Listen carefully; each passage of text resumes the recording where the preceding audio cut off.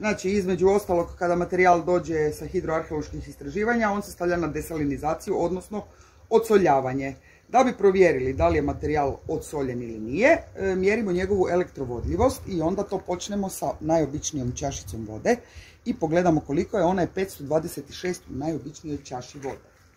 Nakon toga provjerimo koliko je u našoj kanti za desalinizaciju i vidimo da je skoro 3 puta više, što znači da materijal još otpušta soli, odnosno nije desaliniziran i sadrži puno soli, što bi moglo razoriti keramiku ako se slučajno ona osuši bez da je odsoljena.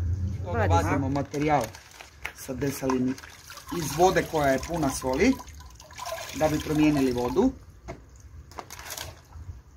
Ovaj konkretno materijal je iz Poreča. Ove godine smo ronili u Porporeli i tamo su nađene ovi ulomci keramike i koskice.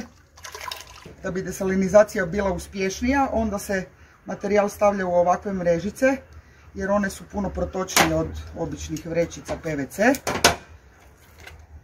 To ubacujemo u mrežicu i onda znamo točnu oznaku o čemu je riječ.